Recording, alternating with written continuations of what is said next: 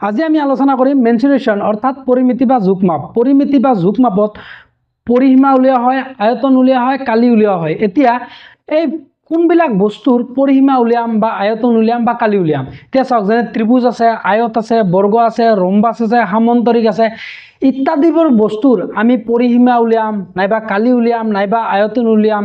এতিয়া আয়তন কোনবিলাক বস্তুৰ উলিয়াব পাৰি, যিবিলাক বস্তু 3D শেপ হয় সেইবোৰ বস্তুৰ আয়তন উলিয়াব পাৰি, আৰু যিবিলাক বস্তু 2D শেপ হয় সেইবোৰ বস্তুৰ আয়তন উলিয়াব নোৱাৰি, সেইবোৰ বস্তুৰ কালি উলিয়াব পাৰি আৰু পৰিসীমা উলিয়াব পাৰি। ঠিক আছে, এতিয়া আমি বুলক চাওঁ। প্ৰথমতে কি আছে, প্ৰথমতে চাম যে আয়ত কাক বোলে। আয়ত মানে ৰেক্টেংগল। এইটো আয়ত বা ৰেক্টেংগল কাক বোলে, যি চতুৰ্ভুজৰ বিপৰীত বাহুবোৰ সমান আৰু সমান্তৰাল আৰু প্ৰতিটো কোণ এক সমকোণ অৰ্থাৎ 90 ডিগ্ৰী হয়, তাক আয়ত বোলে। এতিয়া যিটো চতুৰ্ভুজৰ কথা কোৱা হয়, চতুৰ্ভুজ মানে চাৰিটা বাহু থাকিবই লাগিব। আপুনি যদি নাম শুনে যে চতুৰ্ভুজ, তেতিয়াহ'লে চতুৰ্ভুজ শুনাৰ লগে লগে মনত আহিব লাগিব তাৰে চাৰিটা বাহু আছে। ঠিক আছে, ইয়াতে কোৱা হৈছে যে যিটো চতুৰ্ভুজৰ বিপৰীত বাহুবোৰ সমান, অৰ্থাৎ এইটোৰ বিপৰীত বাহু এইটো, এইটোৰ বিপৰীত বাহু এইটো। এতিয়া বিপৰীত বাহু কি, বিপৰীত বাহু মানে বিপৰীত ফালে থকা বাহু।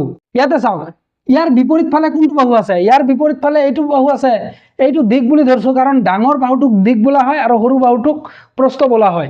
এই ডাঙৰ বাহুটোৰ বিপৰীত ফালে কোনটো আছে, এই ডাঙৰ ফালৰ বিপৰীত বাহুটোৰ বিপৰীত ফালে এইটো আছে, আৰু এই সৰু বাহুটোৰ বিপৰীত পিনে কোনটো বাহু আছে, এই সৰু বাহুটোৰ বিপৰীত পিনে এইটো বাহু আছে। এতিয়া এৰ বিপৰীত বাহু বি নহয় কিন্তু, কাৰণ এৰ বিপৰীত ফালে এইটো নাই আৰু এইটোৰ বিপৰীত ফালেও এইটো নাই। কিন্তু এই ডাঙৰ যিটো দিক বুলি ধৰি লৈছো, এই দিগৰ বিপৰীত ফালে এইটোহে আছে, এইটো দিক আছে, আৰু এই প্ৰস্থ যিটো আছে এই প্ৰস্থৰ বিপৰীত ফালে এইটো আছে। অৰ্থাৎ বিপৰীত পিনে থকা বাহুটোক বিপৰীত বাহু বোলে। ঠিক আছে, ইয়াতে তাৰপিছত চাওক যে আয়তৰ পৰিসীমা আমি উলিয়াম। আয়তৰ পৰিসীমা কি হয়, 2 পূৰণ দিক যোগ প্ৰস্থ, অৰ্থাৎ কি হয় 2 × a + b। ঠিক আছে, ইয়াতে চাওক 2 পূৰণ দিক যোগ প্ৰস্থ যে দিছো, এইটো কিয় দিছো, দুটা দিক আছে, এইটো এটা দিক, এইটো এটা দিক, এইটো এটা প্ৰস্থ, এইটো এটা প্ৰস্থ, মানে দুটা দিক দুটা প্ৰস্থ। এতিয়া চাওক, যদি এনেকে লিখো আমি, ঠিক আছে, ইয়াতে আমি কি পাম, দুটা a, তাৰপিছত কি দুটা b। এইটো চাওক, দুটা দিক দুটা প্ৰস্থ, তেতিয়াহ'লে কি হ'ব, twice a plus twice b। ইয়াতে 2টো কমন লওক, তাৰপিছত ইয়াতে a + b, অৰ্থাৎ ইয়াতে 2 পূৰণ দিক যোগ প্ৰস্থ, এইটো 2 পূৰণ দিক যোগ প্ৰস্থ, মানে দুটা দিক দুটা প্ৰস্থ। ঠিক আছে, সেইকাৰণে 2 হোল ইনটু a + b, অৰ্থাৎ 2 পূৰণ দিক যোগ প্ৰস্থ। তাৰপিছত আয়তৰ কালি, আয়তৰ যিটো আমি এৰিয়া ওলাম, অৰ্থাৎ ৰেক্টেংগুলাৰ যিটো এৰিয়া ওলাম, সেইটো আমি কেনেকৈ ওলাম, দিক পূৰণ প্ৰস্থ। এই দিক আৰু প্ৰস্থ পূৰণ কৰিলে এই ভিতৰত কিমান ঠাই আছে সেইটো আমি পাই যাম। কালি মানে ভিতৰৰ যিখিনি ঠাইটো কেপচাৰ কৰি থাকে সেইটোক কালি বোলে, অৰ্থাৎ ভিতৰত কিমান ঠাই আগুৰি আছে তাক কালি বুলি কোৱা হয়। আয়তৰ কালি এইটো দিক পূৰণ প্ৰস্থ কৰিলে আয়তৰ কালি পাই যাব। ঠিক আছে, ইয়াতে a × b, অৰ্থাৎ a মানে দিক, b মানে প্ৰস্থ। তাৰপিছত স্কুৱেৰ মানে বৰ্গ, যে বৰ্গৰ 4টা বাহু সমান আৰু প্ৰতিটো কোণ এক সমকোণ হয়, অৰ্থাৎ 90 ডিগ্ৰী হয়। নাইবা ইয়াতে এনেকে লিখিব পাৰিম যে যি চতুৰ্ভুজৰ 4টা বাহু সমান আৰু প্ৰতিটো কোণ 90 ডিগ্ৰী তাক বৰ্গ বোলে। এতিয়া চাওক, যিটো চতুৰ্ভুজৰ, চতুৰ্ভুজ মানে তাতে 4টা বাহু থাকিব লাগিবই, যিটো চতুৰ্ভুজৰ 4টা বাহুৱে সমান আৰু প্ৰতিটো কোণ 90 ডিগ্ৰী হয় তাক বৰ্গ বোলে। এইটো এটা চতুৰ্ভুজ হয় কাৰণ কেইটা বাহু আছে, 1 2 3 4টা, 4টা বাহু আছে আৰু প্ৰতিটো বাহু a বুলি ধৰো। ঠিক আছে, ইয়াতে a, ইটো a, এইটো a, এইটো a, অৰ্থাৎ যিটো চতুৰ্ভুজৰ 4টা বাহু সমান আৰু প্ৰতিটো কোণ 90 ডিগ্ৰী, এইটো 90 ডিগ্ৰী, এইটো 90 ডিগ্ৰী, এইটো 90 ডিগ্ৰী, এইটো 90 ডিগ্ৰী। ঠিক আছে, যিটো চতুৰ্ভুজৰ 4টা বাহু সমান আৰু প্ৰতিটো কোণ 90 ডিগ্ৰী তাক বৰ্গ বোলে। বৰ্গ হ'ব হলে 4টা বাহু সমান হ'ব লাগিব আৰু 4টা কোণে 90 ডিগ্ৰী হ'ব লাগিব। আৰু আয়ত হ'ব হলে কি হ'ব লাগিব, আয়তৰো 4টা বাহু থাকে কিন্তু ইয়াতে বিপৰীত বাহুবোৰ সমান আৰু ইয়াতে সমান্তৰাল হয়। সমান্তৰাল মানে এই মাজৰ যিটো ডিস্টেন্স সেইটো মানে সেম থাকিব, অসীমলৈ গ'লেও এইটো সেম থাকিব, মানে কত যাই কিনে কটাকটি নকৰে, সেম ডিস্টেন্সত আগবাঢ়ি যাই থাকিব, সেইটো সমান্তৰাল বোলে। ঠিক আছে, তেতিয়াহ'লে ইয়াতে বিপৰীত বাহুবোৰ সমান আছে, ইয়াৰ বিপৰীত বাহু এইটো, ইটোৰ সমান এইটো হয়, আৰু এইটোৰ বিপৰীত বাহু এইটো, অৰ্থাৎ এই দুটাও সমান হয়। ঠিক আছে, কিন্তু 4টা বাহু সমান নহয় আৰু ইয়াৰো প্ৰতিটো কোণে 90 ডিগ্ৰী হয়। তে বৰ্গ আৰু আয়তৰ মাজত ডিফাৰেন্সটো কি বৰ্গৰ প্ৰতিটো কোণ 90 ডিগ্ৰী হয় আয়তৰ প্ৰতিটো কোণ 90 ডিগ্ৰী হয় কোণৰ ক্ষেত্ৰত আয়ত আৰু বৰ্গ ৰেক্টেংগল আৰু স্কয়াৰ সেম হয় কিন্তু বাহুৰ ক্ষেত্ৰত বৰ্গৰ ক্ষেত্ৰত কি হয় বাহুবোৰ চাৰিটা বাহুৱে সমান আৰু আয়তৰ ক্ষেত্ৰত বিপৰীত বাহুবোৰ সমান ঠিক আছে তাৰ পিছত ইয়াতে ফৰ্মুলা বৰ্গৰ পৰিসীমা 4 ইনটু বাহু ইকুয়াল টু কি হ'ব 4 ইনটু a অৰ্থাৎ বাহু মানে a বুলি ধৰি লৈছো তে পৰিসীমা কাক বলে চাওক যেটো চাৰিওপিনে কিমান আগুৰি আছে হেইটুক মানে চাৰিওপিনে বেৰটুক মানে পৰিসীমা বলে ইয়াৰে এইটো যোগফল লগ এইটো লগ এইটো লগ এইটো লগ তে চাৰি এইটো চাওক ইয়াতে a বুলি ধৰিছো এইটো a এইটো a এইটো a এইটো a প্ৰথম বাহুটো লৈছো a সেকেন্ড বাহুটো লৈছো a থাৰ্ড বাহুটো লৈছো a ফোৰ্থ বাহুটো লৈছো a কেইটা a হল চাৰিটা a অৰ্থাৎ 4 ইনটু বাহু যদি ধৰক আপোনাৰ মনত নাই যে পৰিসীমা উলোৱাৰ ক্ষেত্ৰত আপোনাৰ ফৰ্মুলা মনত নাই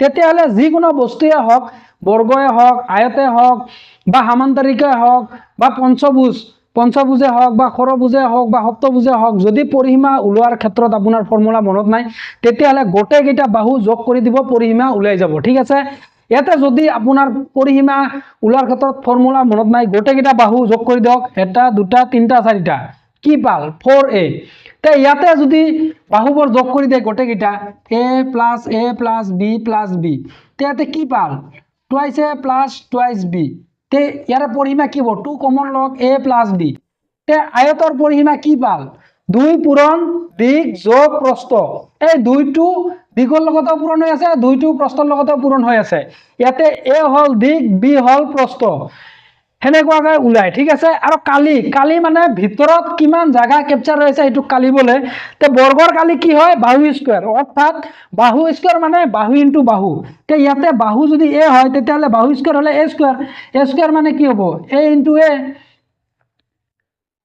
সমান্তৰিক বা প্যাৰালেলোগ্ৰাম সমান্তৰিক কাক বলে চাওক যে সমান্তৰিকৰ বিপৰীত বাহুবোৰ সমান্তৰাল আৰু সমান আৰু বিপৰীত কোণবোৰ সমান কিন্তু 90 ডিগ্ৰী নহয় ইয়াতে সমান্তৰিকৰ ক্ষেত্ৰতো চাৰিটা বাহু থাকিব অৰ্থাৎ যেটো চতুৰ্ভুজৰ বিপৰীত বাহুবোৰ সমান আৰু সমান্তৰাল ঠিক আছে এইটো চতুৰ্ভুজ এটা আছে চাওক যে যেটো চতুৰ্ভুজৰ বিপৰীত বাহুবোৰ সমান অৰ্থাৎ এইটো বাহুৰ সন্মুখৰ ফালে যেটো থাকিব হেইটোই হ'ব বিপৰীত বাহু অৰ্থাৎ সন্মুখৰ ফালৰ বাহুটোক বিপৰীত বাহু বলে এইটো বাহুৰ সন্মুখৰ ফালে এইটো আছে সেই কাৰণে এইটো বিপৰীত বাহু এইটো বাহুৰ সন্মুখৰ ফালে এইটো আছে সেইভাবে এইটো বিপৰীত বাহু এইটো বাহুৰ বিপৰীত বাহু এইটো বাহুৰ বিপৰীত বাহু এইটো অৰ্থাৎ যেটো চতুৰ্ভুজৰ বিপৰীত বাহুবোৰ সমান আৰু সমান্তৰাল এইটোৰ সমান এইটো আৰু সমান্তৰাল মানে অসীমলৈ গলেও হেতে কেতিয়াও মানে কটাকটি নকৰে ঠিক আছে এই যেটো মাজৰ ডিসটেন্সটো থাকে হেইটো ডিসটেন্স মেইনটেইন কৰিয়ে যাই থাকিব আপুনি যিমান দূৰলৈকে বঢ়াই দিয়ক বঢ়ালেও মানে কেতিয়াও কটাকটি নকৰে হেইটোক সমান্তৰাল বলে আৰু সমান ইয়াতে কৈছে যে এইটো যিমান হ'ব এইটো যদি ধৰক 5 সেন্টিমিটাৰ হয় তে এইটো কিমান হ'ব 5 সেন্টিমিটাৰে হ'ব আৰু এইটো বাহুৰ সমান্তৰাল এইটো যদি 2 সেন্টিমিটাৰ হয় এইটো কিমান হ'ব 2 সেন্টিমিটাৰে হ'ব অৰ্থাৎ যেটো চতুৰ্ভুজৰ বিপৰীত বাহুবোৰ সমান আৰু সমান্তৰাল আৰু বিপৰীত কোণবোৰ সমান ঠিক আছে এইটো কোণ সমান এইটো যদি ধৰক যে 120 ডিগ্ৰী হল তেতিয়াহলে এইটোৱে কি হ'ব 120 ডিগ্ৰী হ'ব এইটো ধৰক যদি 60 হয় তেন্তে এইটো কি হ'ব 60 হ'ব সক এইটো যদি 120 হয় তেতিয়াহলে এইটো 120 হ'ব কাৰণ এইটোৰ বিপৰীত এইটো কাৰণ এইটো কোণৰ সন্মুখত কোনটো কোণ আছে এইটো কোণ আৰু এইটো কোণৰ সন্মুখত কোনটো কোণ আছে এইটো কোণ ঠিক আছে অৰ্থাৎ কি কোৱা হল যে যেটো চতুৰ্ভুজৰ বিপৰীত বাহুবোৰ সমান আৰু সমান্তৰাল এইটোৰ সমান্তৰাল এইটো আৰু এইটোৰ সমান এইটো সমানো হয় আৰু সমান্তৰালও হয় এইটো ভাবি নলব যে সমান আৰু সমান্তৰাল বস্তু দুটা ওৰে একে নহয় সমান্তৰাল মানে এইবোৰ অসীমলৈ বঢ়াই দিলেও কেতিয়াও কটাকটি নকৰে আৰু সমান মানে যেটো মেজাৰমেন্ট হয় যেটো যোগ হয় অৰ্থাৎ এটা যদি 5 সেন্টিমিটাৰ হয় তেন্তে আনটো কি হ'ব 5 সেন্টিমিটাৰে হ'ব ইয়াতে চাওক যে 5 সেন্টিমিটাৰ ধৰিছো তেন্তে এইটো 5 সেন্টিমিটাৰ এইটো হল সমান আৰু সমান্তৰাল মানে যে এই দুটাৰ মাজত যিটো গেপটো আছে এই গেপটো সদায় মানে মানি চলে যিমান ডাঙৰলৈকে বঢ়াই দিলেও ইয়াতে অসীমলৈ বঢ়াই দিলেও মানে একে ডিষ্টেঞ্চ মানি চলিব অৰ্থাৎ ইহঁতে কেতিয়াও কটাকটি নকৰে সেইটোক কি বোলে সমান্তৰাল বোলে ঠিক আছে তে ইয়াতে যদি আমাৰ সমান্তৰিক কাক বোলে যদি কয় যিটো চতুৰ্ভুজৰ বিপৰীত বাহুবোৰ সমান আৰু সমান্তৰাল আৰু বিপৰীত কোণবোৰ সমান তাক কি বোলে সমান্তৰিক বোলে কাৰণ চাওক যে আৰু আয়ত কাক আছিল আয়ত কাক বোলে যে যিটো চতুৰ্ভুজৰ বিপৰীত বাহুবোৰ সমান আৰু সমান্তৰাল আৰু প্ৰতিটো কোণ 90 ডিগ্ৰী প্ৰতিটো কোণ চাৰিটা কোণে 90 ডিগ্ৰী তেন্তে তাক কি বোলে তাক বোলে আয়ত সমান্তৰিক আৰু আয়তৰ মাজত ডিফাৰেন্সটো কি ইয়াতে চাওক বিপৰীত বাহুবোৰ সমান আৰু সমান্তৰাল আয়তৰ ক্ষেত্ৰতো বিপৰীত বাহুবোৰ সমান আৰু সমান্তৰাল কিন্তু আয়তৰ প্ৰতিটো কোণে 90 ডিগ্ৰী ইয়াতে প্ৰতিটো কোণে 90 ডিগ্ৰী নহয় বা প্ৰতিটো কোণে সমান নহয় কেৱল ইয়াতে বিপৰীত কোণবোৰে সমান যদি এইটো 120 ডিগ্ৰী হয় এইটো কিমান হ'ব 120 ডিগ্ৰী এইটো যদি 60 ডিগ্ৰী হয় এইটো কিমান হ'ব 60 ডিগ্ৰী 120 কিমান হ'ব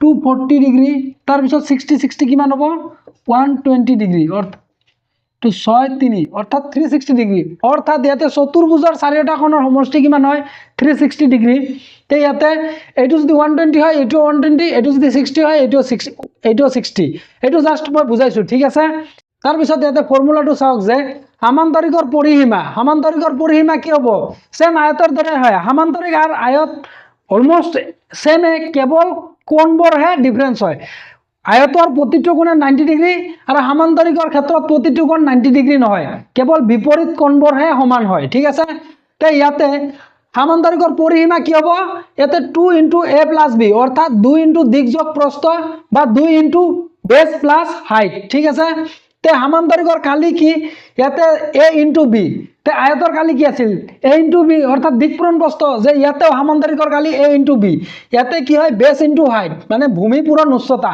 আয়তৰ ক্ষেত্ৰত দিকপূৰণ প্ৰস্থ কোৱা হয় কিন্তু সমান্তৰিকৰ ক্ষেত্ৰত ভূমি পূৰণ উচ্চতা কোৱা হয় কালিৰ ক্ষেত্ৰত আয়তৰ কালি কি আছিল দিকপূৰণ প্ৰস্থ সমান্তৰিকৰ কালি কি আছিল ভূমি পূৰণ উচ্চতা একে হয় ঠিক আছে আয়তৰ ক্ষেত্ৰত এইটো দিক এইটো প্ৰস্থ আছিল ইয়াতে সমান্তৰিকৰ ক্ষেত্ৰত এইটো বেছ বুলি ধৰি লৈছো এইটো হাইট বুলি ধৰি লৈছো যদি এইটো বেছ ধৰিলোহেতেন তেন্তে এইটো কি হাইট হলা হয় যদি ধৰক এইটো বেছ ধৰিলোহেতেন তেন্তে এইটো তলটো হাইট হলহেতেন ঠিক আছে ইয়াতে দুটা বস্তু একে যাতে নহয় যেনে আয়ত আৰু সমান্তৰিক অলমোস্ট সিমিলাৰ কেৱল কোণবোৰহে ডিফাৰেন্স আয়তৰ ক্ষেত্ৰত প্ৰতিটো কোণে 90 ডিগ্ৰী অৰ্থাৎ চাৰিটা কোণে সমান আৰু সমান্তৰিকৰ ক্ষেত্ৰত কি হয় যে চাৰিটা কোণ সমান নহয় কেৱল বিপৰীত কোণবোৰহে সমান ঠিক আছে সেইভাবে ইয়াতে আমি সমান্তৰিকৰ ক্ষেত্ৰত দিক আৰু প্ৰস্থ ধৰা নাই আয়তৰ ক্ষেত্ৰত কেইটা বাহু আছিল চাৰিটা বাহু সমান্তৰিকৰ ক্ষেত্ৰত কেইটা বাহু চাৰিটা বাহুৱে হয় তাতে বাহুবোৰক কি ধৰি লৈছিলো দুটাক দিক ধৰিছিলো দুটাক প্ৰস্থ ধৰিছিলো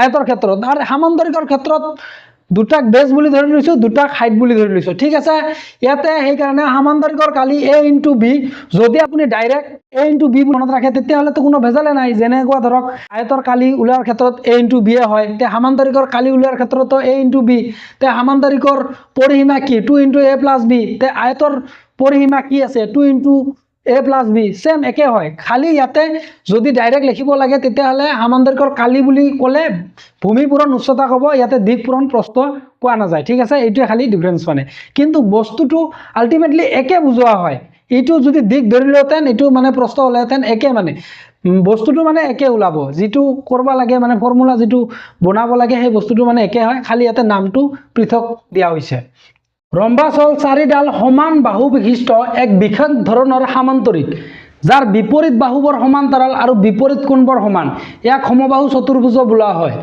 বৰ্গৰ দৰে ইয়াৰ চাৰিটা বাহু সমান হলেও ইয়াৰ কোণবোৰ 90 ডিগ্ৰী নহয় ঠিক আছে নাইবা যিটো চতুৰ্ভুজৰ চাৰিটা বাহু সমান আৰু বিপৰীত বাহুবোৰ সমান্তৰাল আৰু বিপৰীত কোণবোৰ সমান তাক ৰম্বাস বোলে ৰম্বাসৰ চাৰিটা কোণ সমান নহয় এটা চাওক ফৰ্মুলা আছে যে ৰম্বাসৰ পৰিসীমা চাৰিটা বাহু যোগ কৰি দিছো তেতিয়াহলে কি ওলাইছে 4a তাৰ পিছত ৰম্বাসৰ কালি half into d1 into d2 যত d1 আৰু d2 হল ডায়াগোনাল এতিয়া ৰম্বাস কাক বোলে তে যিটো চতুৰ্ভুজৰ চাৰিটা বাহুৱে সমান ঠিক আছে ৰম্বাস হ'ব হলে চাৰিটা বাহুৱে সমান হ'ব লাগিব বৰ্গৰ দৰে কিন্তু বৰ্গৰ ক্ষেত্ৰত কি আছিল যে বৰ্গৰ চাৰিটা বাহুৱে সমান আৰু প্ৰতিটো কোণ 90 ডিগ্ৰী ৰম্বাসৰ ক্ষেত্ৰত কেৱল 90 কোণবোৰ 90 ডিগ্ৰী নহয় ঠিক আছে ৰম্বাসৰ চাৰিটা বাহুৱে সমান হ'ব আৰু বিপৰীত কোণবোৰহে সমান এইটো কোণৰ এইটো যেটো কোণ আছে এইটো কোণৰ সমান এইটো কোণ হ'ব তাৰ পিছত এইটো কোণৰ সমান এইটো কোণ হ'ব অৰ্থাৎ বিপৰীত কোণবোৰ সমান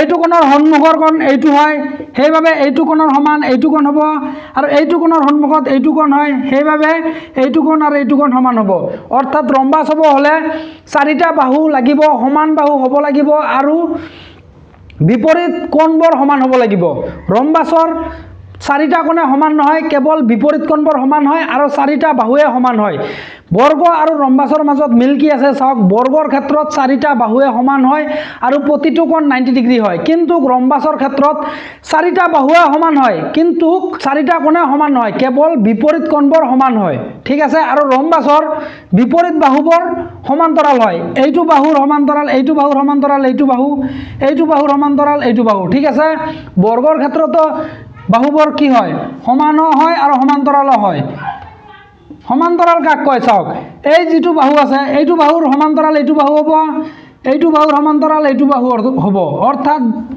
টু পেয়াৰ মানে বাহু আছে ঠিক আছে দুইজোৰ বাহু আছে সমান্তৰাল বাহু কেইজোৰ আছে দুজোৰ এইটো বাহুৰ সমান্তৰাল এইটো বাহু সমান্তৰাল এইটো দুটা বাহু মিলি এজোৰ হয় তেতিয়াহলে কেইজোৰ আছে দুজোৰ আছে ইয়াতেও দুজোৰ আছে এইটো বাহুৰ সমান্তৰাল বাহু এইটো তাৰ পিছত এইটো বাহুৰ সমান্তৰাল বাহু এইটো সমান্তৰাল হল মানে মাজৰ যিখিনি গ্যাপ থাকিব ডিসটেন্সটো থাকিব সেইটো মানে সদায় মেইনটেইন কৰি থাকিব মানে অসীমলৈ গলেও ইহতে কেতিয়াও কটাকটি নকৰে সেইটোক সমান্তৰাল বোলা হয় ঠিক আছে তাৰ পিছত চাওক ৰম্বাসৰ পৰিসীমা যেটো 4 * a সেম বৰ্গৰ দৰে 4 * বাহু তে 4 * a মানে কি a যদি বাহু হয় তেতিয়ালে 4 * বাহু হ'ব তাৰ পিছত ৰম্বাসৰ কালি যেনে বৰ্গৰ কালি বাহু স্কয়াৰ আছিল ইয়াতে কিন্তু ৰম্বাসৰ কালি যেটো বাহু স্কয়াৰ সাইড স্কয়াৰ এটো নহয় ৰম্বাসৰ কালি ইকুৱেল টু কি হয় half into d1 into d2 যত d1 আৰু d2 হল ডায়াগোনাল ঠিক আছে এইটো কৰ্নাৰ আৰু এইটো কৰ্নাৰৰ লগত কানেক্ট কৰাৰ পিছত যেটো আমাৰ ইমাজিনাৰী লাইন পাম হেতু d1 বুলি ধৰিছো এইটোক আমি d2 বুলি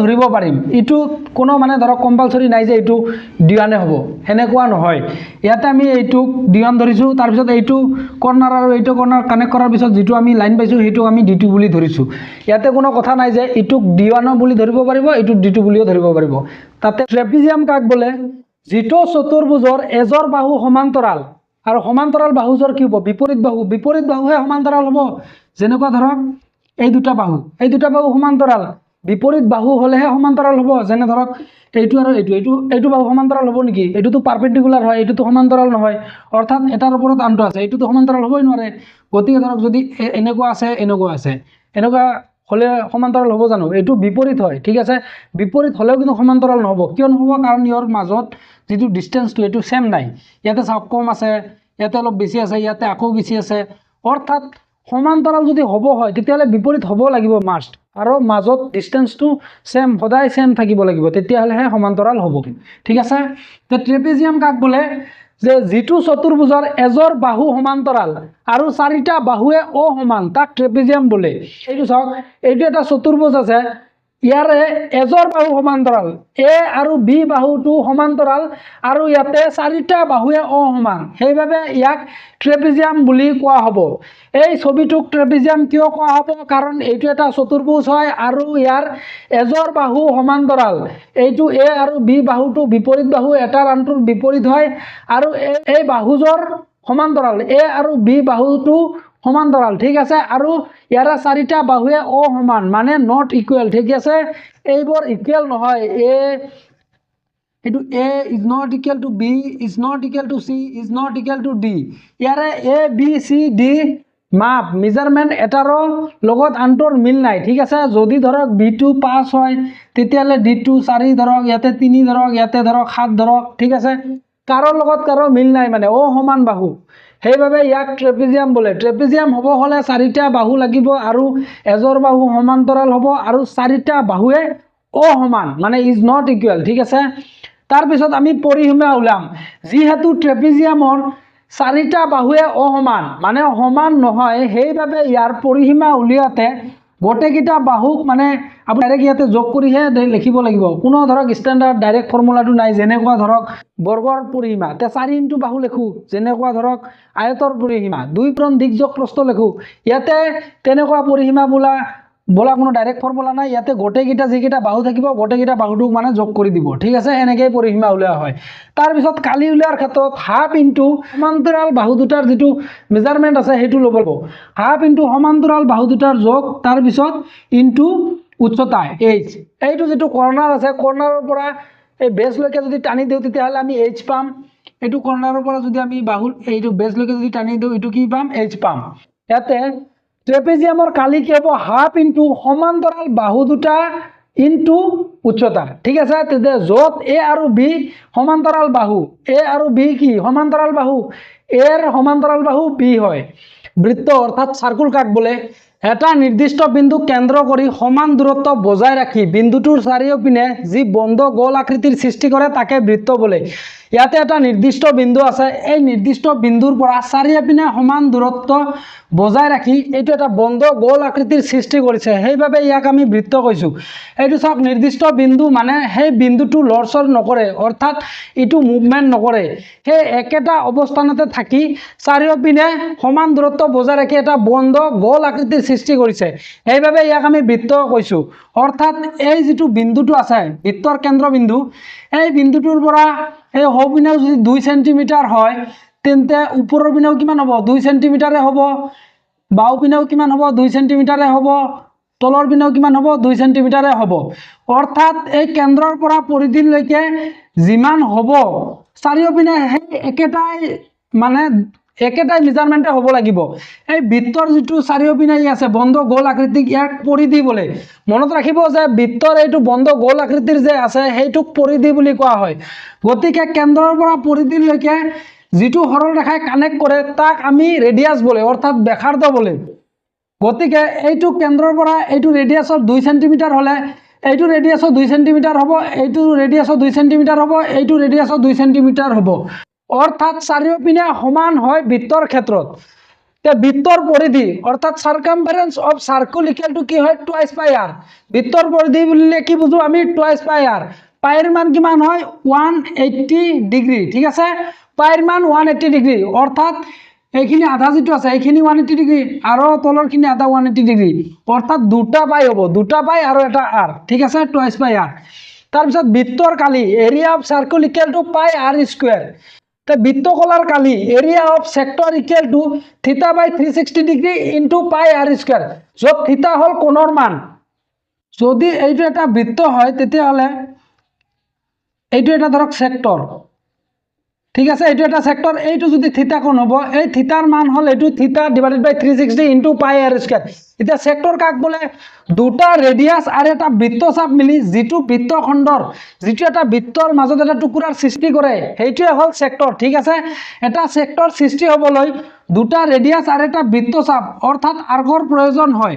তে θ/360 ইনটু পাই আৰ স্কুৱেৰ কৰিলে এইখিনি আমি কালি উলিয়াব পাৰিম, অৰ্থাৎ এইটো সেক্টৰৰ আমি কালি উলিয়াব পাৰিম। তাৰপিছত বৃত্তচাপৰ দৈৰ্ঘ্য লেন্থ অফ আৰ্ক এইখিনি যে আছে, ঠিক আছে। সেক্টৰ এটাৰ বাহিৰৰ পৰিধি এইকাৰণে কওঁ যে সেক্টৰ এই গোটেইখিনিক সেক্টৰ বোলে। বৃত্তৰ ভিতৰত এই যিটো টুকুৰাটো আছে এইটো ৰেডিয়াছ আৰু এইটো ৰেডিয়াছৰ মাজত যিখিনি এটা বৃত্তৰ টুকুৰা আছে এইটোক সেক্টৰ বোলে। এই সেক্টৰৰ বাহিৰত এইকাৰণে কওঁ যে সেক্টৰটো ভিতৰ এইটো হয়, সেক্টৰটো ভিতৰ এইটো হয়। গতিকে সেক্টৰৰ বাহিৰৰ মানে এই পৰিধিটোৰ কথা কোৱা হয়। সেক্টৰৰ বাহিৰৰ ক'লে মনত ৰাখিব যে বৃত্তৰ পৰিধিৰ কথা কোৱা হৈছে। সেক্টৰৰ বাহিৰৰ যিটো পৰিধি থাকে সেই পৰিধিটোকে আৰ্ক বুলি কোৱা হয়। এইটো আৰ্ক, এইটো বিন্দুৰ পৰা এইটো বিন্দুলৈ আৰ্ক। যদি এইটো এ বিন্দু ধৰো, যদি এইটো বি বিন্দু ধৰো, ঠিক আছে। এ আৰু বিৰ মাজৰ যিখিনি এইটো লাইনটো আছে এই লাইনটোৱে হ'ব আৰ্ক। অৰ্থাৎ আৰ্ক হ'ল বৃত্তৰ পৰিধিৰ এটা টুকুৰা, ঠিক আছে। এইটো সেক্টৰৰ যিটো বাহিৰৰ পৰিধি যিটো থাকে সেইটোকে আৰ্ক বুলি কোৱা হয়। তে আৰ্ক যদি আমি উলিয়াব লাগে তেতিয়াহ'লে θ/360 ইনটু টুৱাইচ পাই আৰ কৰিলে পাম। বৃত্তৰ চতুৰ্থাংশৰ কালি অৰ্থাৎ এৰিয়া অফ কোৱাড্ৰেন্ট যদি উলিয়াব লাগে তেন্তে 1/4 ইনটু পাই আৰ স্কুৱেৰ। তে 1/4 এইটো চাওক, যদি θ/360 ইনটু পাই আৰ স্কুৱেৰ কৰোঁ, থিতাৰ মান যদি 90 ডিগ্ৰী হয় ডিভাইডেড বাই 360 ইনটু পাই আৰ স্কুৱেৰ, 90 দি 360 4 बार जाए तो 90 गुण 90 90 4 जार 360 तो 1/4 इंटू पाई आर स्क्वायर বৃত্তকলার ধরে এইটো সেমে হয় ফর্মুলাটো কেবল ইয়াতে থিটার মান 90 ডিগ্রি ফিক্সড হয় অর্থাৎ কোয়াড্ৰেন্টৰ ক্ষেত্ৰত থিটাটো ফিক্স হয় 90 ডিগ্ৰি কিন্তু সেক্টৰৰ ক্ষেত্ৰত থিটাটো ফিক্স নহয় সেক্টৰৰ ক্ষেত্ৰত থিটাটো অৰ্থাৎ কোণটো 0 ৰ পৰা ডাঙৰ হ'ব আৰু 360 ডিগ্ৰীৰ পৰা কম হ'ব অৰ্থাৎ 0 আৰু 360 ডিগ্ৰীৰ মাজত হ'ব সেক্টৰৰ ক্ষেত্ৰত কিন্তু কোয়াড্ৰেন্টৰ ক্ষেত্ৰত যেটো বৃত্তৰ এক চতুৰ্থাংশ আছে অৰ্থাৎ কোয়াড্ৰেন্ট আছে কোয়াড্ৰেন্টৰ ক্ষেত্ৰত থিটাটো সদায় 90 ডিগ্ৰী হয় অৰ্থাৎ কোয়াড্ৰেন্ট হ'ব হলে দুটা জিয়াই যদি পৰস্পৰ লম্বভাৱে কটাকটি কৰে তেতিয়া হলে কোয়াড্ৰেন্ট হ'ব অৰ্থাৎ বৃত্তক যদি চাৰিটা সমান ভাগত ভাগ কৰে তেন্তে হেতু কোয়াড্ৰেন্ট বলে এইটো এটা 1 নম্বৰ কোয়াড্ৰেন্ট এইটো এটা 2 নম্বৰ কোয়াড্ৰেন্ট এইটো 3 নম্বৰ কোয়াড্ৰেন্ট এইটো 4 নম্বৰ কোয়াড্ৰেন্ট অৰ্থাৎ বৃত্তটোক যদি দুটা সৰল ৰেখা বা দুটা জিয়াই চাৰিটা সমান ভাগত ভাগ কৰে তেন্তে তাক কোয়াড্ৰেন্ট বলে এইটো এটা কোয়াড্ৰেন্ট এইটো এটা কোয়াড্ৰেন্ট এইটো এটা কোয়াড্ৰেন্ট এইটো এটা কোয়াড্ৰেন্ট আৰু প্ৰত্যেকৰ কোণ কিমান হ'ব 90 ডিগ্ৰী कारण ये लम्बभावे कटाकटी कर थीटार मान जो 90 धरो divided by 360 into pi r square 90 एक 90 90 4 जार 360 ते 1/4 पाई आर स्क्वायर हे कारणे area of coordinate equal to कि लिखो 1/4 पाई आर स्क्वायर ভিতর চতুৰ্থাংশৰ পৰিসীমা perimeter of coordinate equal to half into pi r plus 2r ইয়াতে চাওক যে ভিতর পৰিধিটো আমি কি পাইছিলো 2 পাই r অর্থাৎ গোটেইখিনি হলে 2 পাই আধা হলে পাই গোটেইখিনি হলে এইখিনি গোটেইখিনি হলে কিমান হয় টুৱাইস পাই তে আধা অৰ্ধবৃত্ত হলে কি হ'ব পাই তে অৰ্ধবৃত্তৰ যদি আধা হয় তেতিয়া হলে পাই/2 হয় গতিকে হেইভাবে চাওক পাই/2 মানে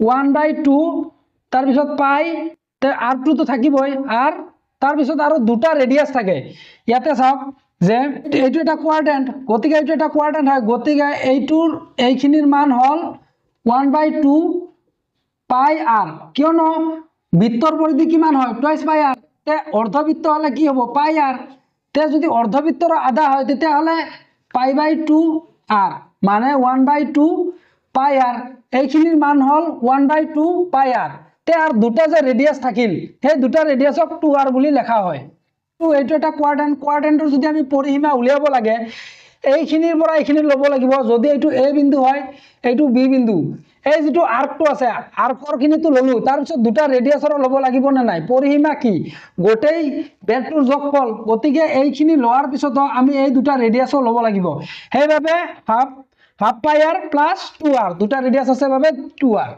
সেক্টৰ অৰ্থাৎ বৃত্তকলা কাক বলে সেক্টৰ এটা সৃষ্টি হবলৈ দুটা ব্যাসাৰ্ধ আৰু এটা বৃত্তচাপৰ প্ৰয়োজন হয় সেক্টৰৰ কোণ 0 ডিগ্ৰীৰ পৰা বেছি হ'ব লাগে আৰু 360 ডিগ্ৰীৰ পৰা কোণ হ'ব লাগে অৰ্থাৎ 0 degree less than x less than 360 degree যত x হল সেক্টৰটোৰ কোণ অৰ্থাৎ সেক্টৰ এটা সৃষ্টি হবলৈ দুটা ব্যাসাৰ্ধ লাগিব অৰ্থাৎ দুটা ৰেডিয়াস লাগিব আৰু এটা বৃত্তচাপ অৰ্থাৎ এটা আৰ্কৰ প্ৰয়োজন হয় ইয়াতে এইটো বৃত্তত আমি এটা সেক্টৰ ৰাখি দেখুৱাম এইটো চাওক বৃত্ত কেন্দ্ৰৰ লগত আমি দুটা ব্যাসাৰ্ধ সংযোগ কৰিছো এইটো এটা r এইটো এটা r অৰ্থাৎ এইপিনে বৃত্তৰ কেন্দ্ৰৰ পৰা পৰিধিলৈকে গৈছে এটা সৰল ৰেখা অৰ্থাৎ এইটো এটা ৰেডিয়াস এইটো বৃত্তৰ কেন্দ্ৰৰ পৰা এইটো এটা পৰিধিলৈকে আহিছে এইটো এটা ৰেডিয়াস ঠিক আছে তেতিয়া হলে এইটো থিটা ডিগ্ৰীৰ কোণ উৎপন্ন হ'ব আৰু এইখিনি হ'ব বৃত্তৰ চাপ অৰ্থাৎ সেক্টৰৰ বাহিৰৰ পৰিধিটোক বৃত্তৰ চাপ বোলে যদি ইয়াতে a বিন্দু দিও যদি ইয়াতে b বিন্দু দিও এইখিনিক কি বলে বৃত্তচাপ এইখিনিক কি বলে বৃত্তচাপ সেক্টৰ এটা সৃষ্টি হবলৈ দুটা ব্যাসাৰ্ধ আৰু এটা বৃত্তচাপৰ প্ৰয়োজন হয় ইয়াতে চাওক দুটা ব্যাসাৰ্ধ লৈছো এইটো এটা ব্যাসাৰ্ধ r1 এটা ব্যাসাৰ্ধ r2 এটা ব্যাসাৰ্ধ দুটা ব্যাসাৰ্ধ লৈছো আৰু এটা বৃত্তচাপ এইটো এটা এৰ পৰা b লৈ এটা বৃত্তচাপ লৈছো এই গোটেইখিনিক সেক্টৰ বুলি কোৱা হয় এতিয়া সেক্টৰ কোনখিনি এইটো r1 আৰু r2 ৰ মাজৰ এইখিনি যেটো ঠাই আছে এই ঠাইখিনিক বৃত্তচাপ বা সেক্টৰ বুলি কোৱা হয় সেক্টৰ এটা হ'বলৈ দুটা ব্যাসাৰ্ধ লাগিবই আৰু এটা বৃত্তচাপ লাগিব তাৰ পিছত আৰ্ক বৃত্তচাপ কাক বলে সেক্টৰ এটাৰ বাহিৰৰ পৰিধিটোক আৰ্ক বলে আৰ্ক কেতিয়াও বৃত্তৰ ভিতৰত নাথাকে আৰ্কটো কবলৈ কোণৰ অৰ্থাৎ এঙ্গুলাৰ সহায় লোৱা হয় যেনে 90 ডিগ্ৰী আৰ্ক 180 ডিগ্ৰী আৰ্ক যে এইটো এটা আমি সেক্টৰ লৈছো ঠিক আছে ইয়াতে p আৰু q দিছো তাৰ পিছত আৰ্ক কাক বলে ইয়াতে ধৰক r2 ইয়াতে r1 তে আৰ্ক হ'বলৈ হ'লে প্ৰথমতে চেক্টৰ হ'ব লাগিব। ইয়াতে চাওক R1 আৰু R2ৰ মাজৰ যিখিনি ঠাই আছে এই ঠাইখিনিক কি বোলে? চেক্টৰ বোলে। এই ঠাইখিনিক গোটেইখিনিক কি বোলে? চেক্টৰ বোলে। সেক্টৰ এটাৰ বাহিৰৰ পৰিধি, সেক্টৰৰ এইখিনি কি? এইখিনি সেক্টৰ, অৰ্থাৎ সেক্টৰৰ এইখিনি ভিতৰৰ অংশ, এই গোটেইখিনি কি? সেক্টৰৰ ভিতৰৰ অংশ, মানে বৃত্তৰ এই যিটো টুকুৰাটো আছে এই টুকুৰাটোক সেক্টৰ বোলে। এই গোটেইখিনি ভিতৰৰখিনি এইটো কি? সেক্টৰৰ মাজৰ অংশ। গতিকে সেক্টৰৰ বাহিৰৰ পৰিধি, অৰ্থাৎ এইটো পি বিন্দুৰ পৰা কিউ বিন্দুলৈ এই যিটো বেকা লাইনটো আছে, বৃত্তৰ যিটো পৰিধি আছে, এই বৃত্তৰ এইখিনি পৰিধিটোক মানে আৰ্ক বোলে। ঠিক আছে, আৰ্ক বা বৃত্তচাপ বলে। এইটো হল বৃত্তচাপ। অৰ্থাৎ সেক্টৰ এটাৰ বাহিৰেৰ পৰিধিটোক, সেক্টৰেৰ যেটো বাহিৰেৰ পৰিধি আছে, অৰ্থাৎ এই বৃত্তৰ যেটো বাহিৰেৰ পৰিধিটো আছে, বৃত্তৰ যেটো পৰিধিটো আছে, এই বৃত্তৰ এইখিনি পৰিধিটোক, বৃত্তৰ এইখিনি পৰিধিটোক আৰ্ক বলে। ঠিক আছে, এই গোটেইখিনি আৰ্ক নহয় কিন্তু, কাৰণ সেক্টৰটো আমি এইটো ধৰিছো, সেইকাৰণে এইটো আৰ্ক। যদি এইটো সেক্টৰ ধৰো তেতিয়াহলে এই গোটেইখিনি আৰ্ক হ'ব, কিন্তু আমি ইয়াতে সেক্টৰ ধৰিছো, এইটো সেক্টৰ ধৰিছো, সেইভাবে এইটো সেক্টৰৰ পৰিধি এইখিনি, গতিকে এইখিনি হ'ব আৰ্ক। আৰু আৰ্কক বুজাবলৈ আমি এংগুলৰ সহায় লওঁ, যে এইটো ধৰক 30 ডিগ্ৰী আৰ্ক, এইটো ধৰক 30 ডিগ্ৰী আৰ্ক। এই 30 ডিগ্ৰী আৰ্ক কেনেকৈ হ'ব? যদি ইয়াতে কোণটো 30 ডিগ্ৰী হয় তেতিয়াহ'লে 30 ডিগ্ৰী আৰ্ক, যদি কোণটো 90 ডিগ্ৰী হয় তেতিয়াহ'লে 90 ডিগ্ৰী আৰ্ক, যদি কোণটো ধৰক 180 ডিগ্ৰী হয় তেতিয়াহ'লে 180 ডিগ্ৰী আৰ্ক। আৰ্কটো বুজাবলৈ এংগুলৰ সহায় লোৱা হয়। তাৰপিছত আছে কোৱাড্ৰেন্ট, বৃত্তৰ চতুৰ্থাংশ বা বৃত্তৰ এক চতুৰ্থাংশ। যদি বৃত্ত এটাক সমানে 4টা ভাগ কৰা হয় তেন্তে প্ৰতিটো ভাগক কোৱাড্ৰেন্ট বোলা হয়। ইয়াত থিতা সদায় 90 ডিগ্ৰী হয়, কিন্তু সেক্টৰৰ থিতা ফিক্সড নহয়। কোৱাড্ৰেন্ট হ'বলৈ হ'লে বৃত্তটোক সমানে 4টা ভাগত ভাগ কৰিব লাগিব। যদি দুটা জিয়া বা দুটা সৰল ৰেখাই বৃত্তটোক সমানে 4টা ভাগত ভাগ কৰে, অৰ্থাৎ সমানে লম্বভাৱে যদি কটাকটি কৰে, তেন্তে কোৱাড্ৰেন্টৰ সৃষ্টি হ'ব। চাওক, যদি দুটা সৰল ৰেখা কেন্দ্ৰৰ মাজেৰে পাৰ হৈ যায়, ঠিক আছে, ইয়াতে ধৰক সমানে লম্বভাৱে কটাকটি কৰিছে, যদি এটা ধৰক হৰিজেন্টেলি গৈছে আৰু এটা ধৰক ভাৰ্টিকেলি আহিছে, এটা ধৰক পথালিকে গৈছে, এটা উলম্বভাৱে আহিছে, অৰ্থাৎ লম্বভাৱে কটাকটি কৰিছে। যদি দুটা সৰল ৰেখা বা দুটা জিয়াই ধৰক লম্বভাৱে কটাকটি কৰিছে কেন্দ্ৰৰ মাজেৰে, তেন্তে ইয়াতে 4টা কোৱাড্ৰেন্টৰ সৃষ্টি হ'ব, 1 2 3 4। অৰ্থাৎ কোৱাড্ৰেন্ট হ'বলৈ হ'লে বৃত্তটোক সমানে 4টা ভাগত ভাগ কৰিব লাগিব। যদি সমানে 4টা ভাগত ভাগ নকৰে তেন্তে কিন্তু কোৱাড্ৰেন্ট নহ'ব। যদি ধৰক ইয়াতে এটা বৃত্ত আছে, ইয়াতেও দুটা জিয়া লম্বভাৱে কটাকটি কৰিছে, ইয়াতেওতো কোণ 90 ডিগ্ৰী হ'ব, ইয়াতেও কোণ 90 ডিগ্ৰী হ'ব। যদিও কোণ 90 ডিগ্ৰী হয়, কিন্তু এইটো কোৱাড্ৰেন্ট হ'ব জানো? কোৱাড্ৰেন্ট এইটো নহ'ব, কাৰণ কিয়নো বৃত্তটোক সমানে 4টা ভাগত ভাগ কৰা নাই। এই দুটা ভাগ সমান আৰু এই দুটা ভাগ সমান, মানে দুটা ভাগ সমান হৈ আছে। 4টা ভাগেতো সমান নাই, এটাৰ লগত আনটোৰ লগততো মিল নাই, ইয়াতে দুটা মিল আছে, ধৰক 1 আৰু 2 সমান আৰু 3 আৰু 4 সমান। গতিকে এইবোৰ কোৱাড্ৰেন্ট হ'ব জানো? কোৱাড্ৰেন্ট নহয়। কিয় নহয়? কাৰণ 4টা ভাগে সমান নহয়। ইয়াতে কিন্তু কোৱাড্ৰেন্ট হ'ব, কাৰণ বৃত্তটোক সমানে 4টা ভাগত ভাগ কৰিছে, এটাৰ লগত আনটোৰ মিল আছে, মানে সেইভাবে এইটো কোৱাড্ৰেন্ট হ'ব। জিয়া অৰ্থাৎ কোড কাক বলে? বৃত্তৰ পৰিধিৰ ওপৰত অৱস্থিত যিকোনো দুটা বিন্দুক সংযোগকাৰী সৰল ৰেখাডালক জিয়া বলে। ঠিক আছে, এইটো চাওক, বৃত্তৰ এটা পৰিধি আছে, অৰ্থাৎ বৃত্তৰ বাহিৰৰ যিটো বেৰটো আছে, এই যিটো বেৰটো আছে এইটো হ'ল বৃত্তৰ পৰিধি। ঠিক আছে, এই পৰিধিৰ ওপৰত যিকোনো দুটা বিন্দু ললো, এইটো এটা বিন্দু, এইটো এটা বিন্দু, ধৰক এ এটা বিন্দু লৈছো, বি এটা বিন্দু লৈছো। এ আৰু বি বিন্দুক যদি কোনো এটা সৰল ৰেখাই সংযোগ কৰে, অৰ্থাৎ কানেক্ট কৰে, তেন্তে ইয়াক জিয়া বুলি কোৱা হয়। ইয়াতে কি লেখা আছিল? বৃত্তৰ পৰিধিৰ ওপৰত অৱস্থিত, বৃত্তৰ পৰিধিৰ ওপৰত অৱস্থিত এ আৰু বি দুটা পৰিধিৰ ওপৰতে আছে, যিকোনো দুটা বিন্দু লৈছো, তাৰপিছত কোনো এটা সৰল ৰেখাই এইটোক কানেক্ট কৰিছে, তেন্তে এইটোক জিয়া হ'ব। যদি ইয়াতে লওঁ, এইটোও জিয়া, ইয়াতে ল'লে ইয়াতেও জিয়া, ইয়াতে ল'লে ইয়াতেও জিয়া, ইটোও জিয়া, ইটোও জিয়া, কাৰণ এইবোৰ পৰিধিৰ ওপৰত আছে। ঠিক আছে, তাৰপিছত ব্যাসাৰ্ধ কাক বোলে? বৃত্তৰ কেন্দ্ৰৰ পৰা পৰিধিলৈ কানেক্ট কৰা সৰল ৰেখাডালক ব্যাসাৰ্ধ বোলে। যদি কোনো এটা সৰল ৰেখাই বৃত্তৰ কেন্দ্ৰ আৰু পৰিধিক কানেক্ট কৰে, তেন্তে এইটো কি হ'ব? ব্যাসাৰ্ধ হ'ব। এইটো কি হ'ব? ৰেডিয়াছ হ'ব। এইটো ৰেডিয়াছ কি হ'ব? কাৰণ এইটো সৰল ৰেখাই কেন্দ্ৰ আৰু পৰিধিক কানেক্ট কৰিছে। যদি কোনো এটা সৰল ৰেখাই কেন্দ্ৰ আৰু পৰিধিক কানেক্ট কৰে, তেন্তে সেইটোক ৰেডিয়াছ বোলে। যিটো সৰল ৰেখাই বৃত্তৰ কেন্দ্ৰ আৰু পৰিধিক কানেক্ট কৰে তাক ৰেডিয়াছ বুলি কোৱা হয়। ব্যাস বা ডায়ামিটাৰ কাক বোলে? বৃত্তৰ কেন্দ্ৰৰ মাজেৰে পাৰ হৈ যোৱা জিয়াডালক ব্যাস বোলে। এইটো বৃত্তৰ কেন্দ্ৰ আছে, ইয়াৰ কেন্দ্ৰৰ মাজেৰে পাৰ হৈ যোৱা জিয়াডালক ব্যাস বোলে, এইটোক ব্যাস বুলি কোৱা হয়। এইটো চাওক, ইয়াতে ধৰক ইয়াতে পি বিন্দু লৈছোঁ, এইটো কিউ বিন্দু লৈছোঁ। বৃত্তৰ পৰিধিৰ ওপৰত দুটা বিন্দু আছে আৰু এই দুটা বিন্দুক এটা সৰল ৰেখাই কানেক্ট কৰিছে, সেইবাবে এইটো জিয়া হ'ব। আৰু এইটো জিয়া বৃত্তৰ কেন্দ্ৰৰ মাজেৰে পাৰ হৈ গৈছে, সেইবাবে ইয়াক ব্যাস বোলে। ব্যাস কেতিয়া কোৱা হ'ব? যেতিয়া কোনো এটা সৰল ৰেখাই মানে বৃত্তৰ কেন্দ্ৰৰ মাজেৰে পাৰ হৈ যাব আৰু সেই সৰল ৰেখাডালৰ দুটা মূৰ কিন্তু বৃত্তৰ পৰিধিৰ ওপৰত থাকিব লাগিব, তেতিয়া সেইডালক ব্যাস বুলি কোৱা হ'ব। যদি কোনো এটা জিয়া বৃত্তৰ কেন্দ্ৰৰ মাজেৰে পাৰ হৈ যায় তেন্তে তাক ব্যাস বুলি কোৱা হয়। তাৰপিছত বৃত্তৰ ব্যাস হ'ল দীৰ্ঘতম জিয়া, কিয়নো ই কেন্দ্ৰৰ মাজেৰে পাৰ হৈ যায় আৰু কেন্দ্ৰৰ মাজেৰে পাৰ হ'লে ইয়াৰ লেন্থ সৰ্বোচ্চ হয়। এইটো চাওক, বৃত্তৰ কেন্দ্ৰৰ মাজেৰে যিটো জিয়া পাৰ হৈ গৈছে ইটোৱে হ'ব সৰ্বোচ্চ জিয়া, অৰ্থাৎ ইয়াৰ লেন্থ চবতকৈ বেছি হ'ব, কিয়নো চাওক এই কেন্দ্ৰৰ মাজেৰে পাৰ হৈ গ'লে ইয়াৰ দিশটোৱে বেছি হৈ যায়, ইয়াৰ লেন্থ যিটো আছে সেইটোৱে বেছি হৈ যায়। ইয়াতে চাওক যে এইটো এটা জিয়া হ'ব, কাৰণ দুটা বিন্দুক কানেক্ট কৰিছে আৰু দুটা বিন্দু পৰিধিৰ ওপৰত আছে। এইটো এটা জিয়া হ'ব, কাৰণ ইয়াৰো দুটা বিন্দু পৰিধিৰ ওপৰত আছে, এইটো এটা জিয়া হ'ব। তাৰপিছত ইটো এটা জিয়া হ'ব, এইটোও জিয়া হ'ব, এইটোও জিয়া হ'ব, এইটোও জিয়া হ'ব, এইটোও জিয়া হ'ব, এইটোও জিয়া হ'ব, এই গোটেইবোৰ জিয়া হ'ব। কিয়নো যদি দুটা বিন্দু বৃত্তৰ পৰিধিৰ ওপৰত থাকে আৰু সেই দুটা বিন্দুক কোনো এটা সৰল ৰেখাই কানেক্ট কৰে অৰ্থাৎ সংযোগ কৰে, তেতিয়া তাক জিয়া বোলে। তে এইবোৰ গোটেইবোৰ জিয়া, তে ইয়াৰ ভিতৰত কোনটো ডাঙৰ হ'ব?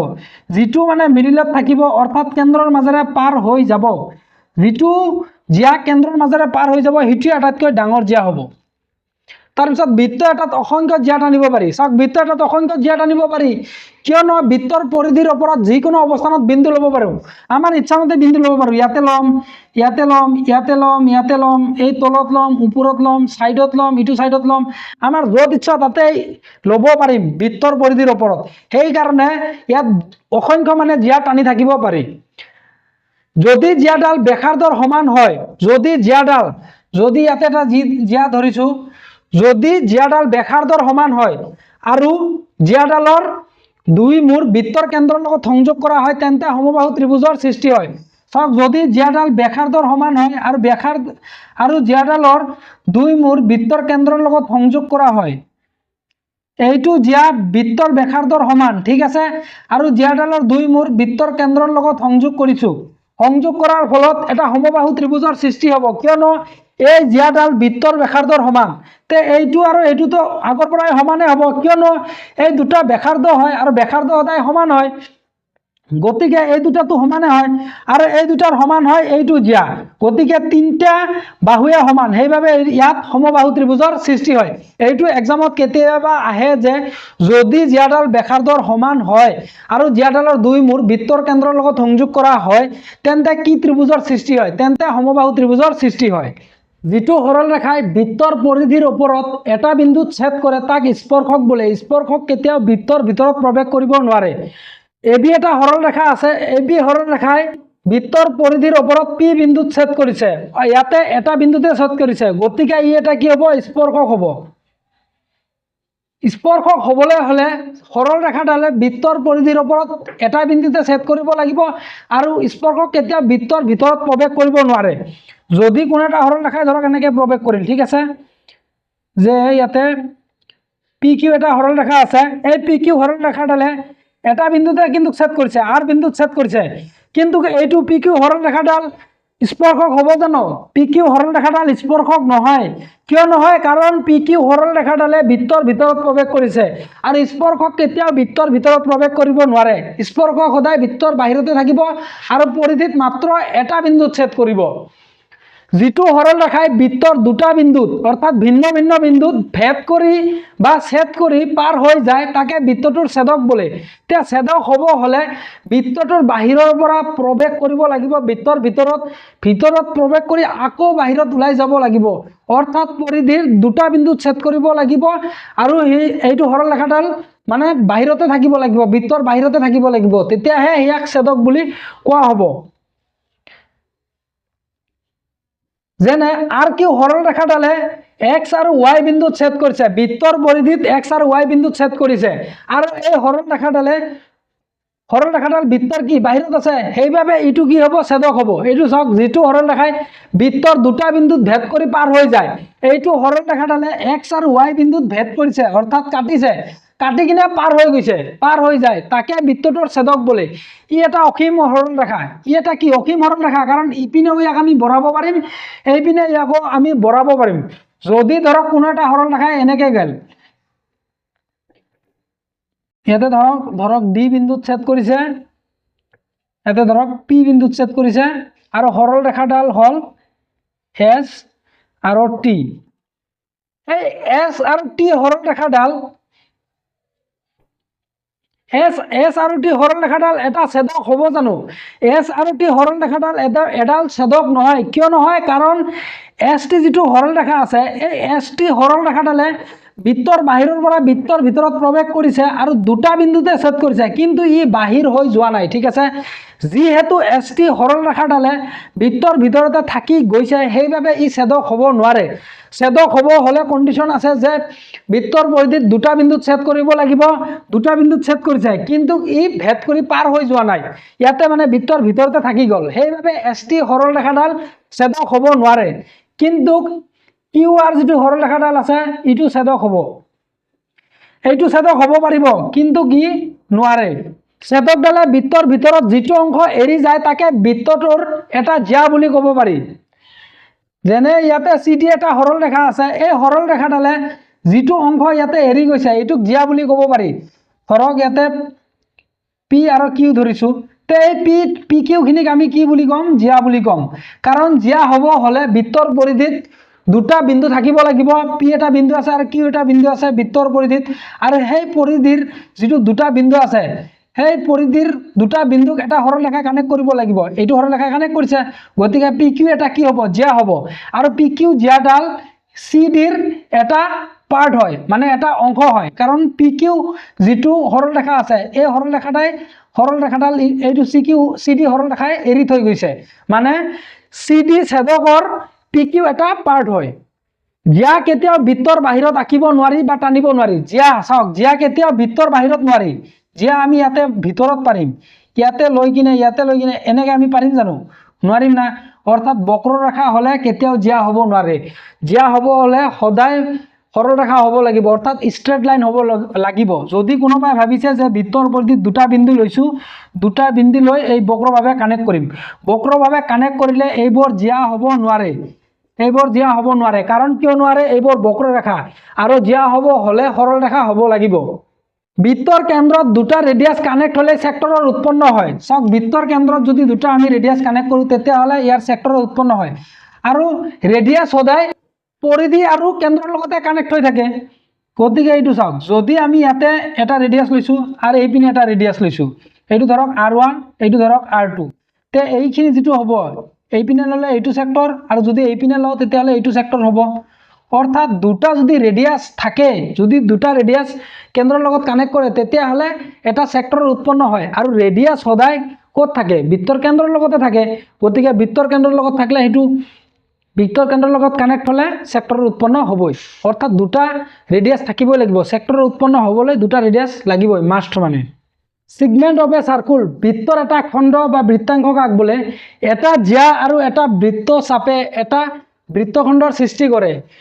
এইটো এটা জ্যা হয় আৰু এইপিনে এটা বৃত্ত চাপ হয়। এটা জ্যা আৰু এটা বৃত্ত চাপে এই মাজৰ যিটো অংশ আছে, এইটো এটা বৃত্তৰ খণ্ড, বৃত্তৰ খণ্ড।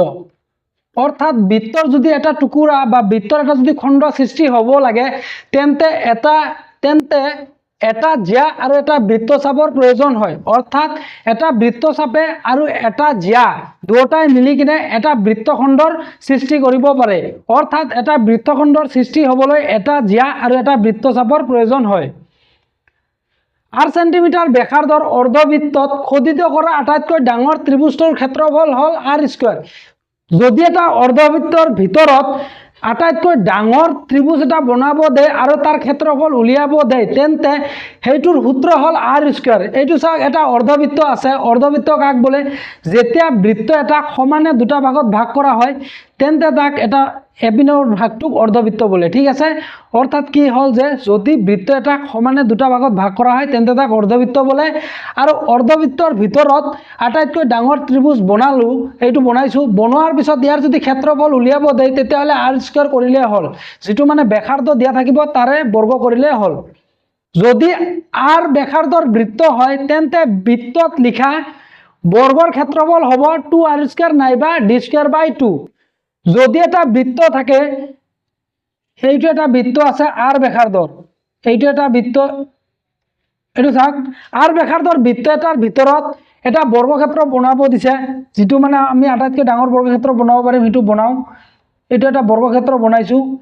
এই বৰ্গক্ষেত্ৰটোৰ যদি আমি ক্ষেত্ৰফল উলিয়াব লাগে তেন্তে আমি 2r স্কোৱাৰ কৰিম নাইবা d স্কোৱাৰ বাই 2 কৰিলে এই বৰ্গক্ষেত্ৰটোৰ আমি ক্ষেত্ৰফল পাম। অৰ্থাৎ যদি কোনো এটা চাৰ্কুলাৰ ভিতৰত যদি এটা স্কোৱাৰ বনাব দে, মানে যিমান ডাঙৰ স্কোৱাৰ বনাব পাৰি সেইটো আমি বনোৱাৰ পিছত যদি সেই স্কোৱাৰটোৰ আমি এৰিয়া উলিয়াব লাগে তেন্তে 2r স্কোৱাৰ নাইবা d স্কোৱাৰ বাই 2 কৰিলে আমি ক্ষেত্ৰফলটো পাম। থিতা যদি ৰেডিয়ান্সত দিয়া থাকে তেন্তে সেইটো চেক্টৰটোৰ কালি বা বৃত্তকলাৰ কালি কেনেকৈ ওলাম? Half into r square theta, আৰু ডিগ্ৰীত দিয়া থাকিলে theta by 360 into pi r square. Theta ৰেডিয়ান্সত থাকিলে বৃত্তচাপ অৰ্থাৎ আৰ্কৰ দৈৰ্ঘ্য কেনেকৈ উলিয়াম? আৰ ইন্টু থিতা কৰিলে সেইটো উলিয়াম। আৰু যদি ডিগ্ৰীত দিয়া থাকে থিতাটো তেন্তে থিতা by 360 into twice pi R. অৰ্থাৎ ইয়াতে সূত্ৰটো কেনেকৈ চেঞ্জ হয়? থিতাৰ ওপৰত বেছ কৰি কিনে সূত্ৰটো চেঞ্জ হয়। যদি ডিগ্ৰীত দিয়া থাকে তেন্তে এইবোৰ হ'ব, যদি ৰেডিয়ান্সত দিয়া থাকে তেন্তে এইবোৰ হ'ব। ব্যাসাৰ্ধ আৰু চাপৰ দ্বাৰা আবদ্ধ অঞ্চলটোক বৃত্তকলা বোলে, অৰ্থাৎ চেক্টৰ বোলে, খণ্ড নহয়। এইটো ব্যাসাৰ্ধৰ দ্বাৰা সৃষ্টি হ'লে ব্যাসাৰ্ধ, এইটো চাওক ব্যাসাৰ্ধ আৰু চাপৰ দ্বাৰা এইটো r1 আৰু r2 ব্যাসাৰ্ধ আৰু এইটো আৰ্কৰ দ্বাৰা সৃষ্টি হোৱা যিটো আবদ্ধ অঞ্চলটো হ'ব এইটোক চেক্টৰ বোলে, এইটো খণ্ড বুলি কোৱা নহয়। যদি কোনো এটা বৃত্তৰ অঞ্চলটো ব্যাসাৰ্ধ আৰু চাপৰ দ্বাৰা আবদ্ধ থাকে সেইটোক চেক্টৰহে বোলে, সেইটোক খণ্ড বুলি কোৱা নহয়। কেতিয়া খণ্ড হ'ব? যেতিয়া সেইটো জিয়া আৰু আৰ্কৰ দ্বাৰা আবদ্ধ থাকিব। যদি জিয়া আৰু আৰ্কৰ দ্বাৰা আবদ্ধ থাকে তেতিয়াহ'লে সেইটো বৃত্তৰ খণ্ড বুলি কোৱা হ'ব। যদি কোনো এটা অঞ্চল বৃত্তৰ ভিতৰত ব্যাসাৰ্ধ আৰু আৰ্কৰ দ্বাৰা আবদ্ধ থাকে তেন্তে সেইটো কি বুলি কোৱা হয়? বৃত্তকলা বুলি কোৱা হয়। আৰু যদি কোনো এটা অঞ্চল জিয়া আৰু আৰ্কৰ দ্বাৰা সৃষ্টি হয় তেতিয়াহ'লে সেইটোক বৃত্তৰ খণ্ড বুলি কোৱা হয়। ইনস্ক্ৰাইবড angle থিয়ৰাম। The angle subtended by an arc at the center of a circle is twice the angle subtended by the same arc at any point on the remaining part of the circle. অৰ্থাৎ বৃত্তৰ চাপৰ দ্বাৰা কেন্দ্ৰত সৃষ্টি হোৱা কোণটো দুগুণ হয় বৃত্তৰ চাপৰ যিকোনো স্থানত সৃষ্টি হোৱা কোণতকৈ। এইটো চাওক, ইয়াতে এ আৰু বি এটা বৃত্তচাপ আছে, এ আৰু বি এটা কি আছে? বৃত্তচাপ আছে। এই এ বি বৃত্তচাপৰ ফলত কেন্দ্ৰত যিটো কোণ হ'ব সেই কোণটো দুগুণ হ'ব এই বৃত্তচাপৰ যিকোনো স্থানত সৃষ্টি হোৱা কোণতকৈ। এই চাওক, এ বি এটা বৃত্তচাপ আছে, এই বৃত্তচাপৰ ফলত দুটা কোণৰ সৃষ্টি হৈছে, এটা হৈছে কেন্দ্ৰত আৰু এটা হৈছে এইটো পৰিধিৰ ওচৰত। ঠিক আছে, এইটো পৰিধিত। গতিকে এই পৰিধিত যিটো কোণ উৎপন্ন হ'ব এই কোণটো কি হ'ব? আধা হ'ব কেন্দ্ৰতকৈ, বা কেন্দ্ৰৰ কোণটো ডাবল হ'ব এই কোণতকৈ। যদি এই কেন্দ্ৰত ধৰক 120 ডিগ্ৰী হলাক হয় তেতিয়াহ'লে এই পৰিধিৰ তাতে তেতিয়াহ'লে কিমান হলাক হয়? 60 ডিগ্ৰী। অৰ্থাৎ কেন্দ্ৰৰ কোণটো ডাবল হ'ব, অৰ্থাৎ চাপৰ যিকোনো পজিশ্যনৰ সৃষ্টি হোৱা কোণতকৈ ডাবল হ'ব কেন্দ্ৰৰ কোণটো। ইয়াতে পৰিধিৰ তাতে 50 ডিগ্ৰী হৈছে, ইয়াতে 100 হ'ব। পৰিধিৰ তাতে যদি 60 হলাক হয় তেতিয়াহ'লে ইয়াতে 120 হলাক হয়। যদি ধৰক পৰিধিৰ ইয়াতে যদি ধৰক 70 হলাক হয় তেতিয়াহ'লে ইয়াতে 140 ডিগ্ৰী হলাক হয়। অৰ্থাৎ আল্টিমেটলি কি হৈ আছে বস্তুটো যে কেন্দ্ৰৰ কোণটো ডাবল হ'ব বাকী আৰ্কৰ যিকোনো অৱস্থানৰ কোণতকৈ। ঠিক আছে, তাৰপিছত ইনস্ক্ৰাইবড এংগুলটো কি হয়? হাফ ইন্টু ইণ্টাৰচেপ্টেড এংগুল বা চেন্ট্ৰেল এংগুল, অৰ্থাৎ চেন্ট্ৰেল এংগুলৰ আধা হয় ইনস্ক্ৰাইবড এংগুলটো। ইনস্ক্ৰাইবড এংগুল আৰু এইটো হ'ল central angle. Central angle equal to কি হ'ব? 2 ইন্টু ইনস্ক্ৰাইবড এংগুল। এইটো চেন্ট্ৰেল এংগুলটো ইনস্ক্ৰাইবড এংগুলতকৈ ডাবল হ'ব, অৰ্থাৎ যিটো আৰ্ক আছে আৰ্কৰ যিকোনো অৱস্থানত সৃষ্টি হোৱা কোণতকৈ ডাবল হ'ব চেণ্টাৰৰ এংগুলটো। পলিহেড্ৰন বা বহুতলক, ইয়াতে নামতে আছে চাওক বহুতলক, অৰ্থাৎ বহুতটা তল বা সাৰফেস থাকিব। যিবোৰ জ্যামিতিক বস্তুৰ সাৰফেস, ভাৰ্টিসেস আৰু এজেস এই তিনিটা থাকে তাক পলিহেড্ৰন বোলে। যেনে কিউব, ঘনক এটাৰ 6টা পৃষ্ঠ থাকে আৰু ইয়াতে কি থাকে যে সাৰফেসও থাকে, তাৰ পিছত কৰ্নাৰো থাকে, তাৰ পিছত এজেস অৰ্থাৎ সাইডও থাকে, বাহুও থাকে। সেইবাবে ঘনক এটাক পলিহেড্ৰন বুলি কোৱা হয়। ঘনক মানে হল যেনে ডাইচৰ গুটি এটা,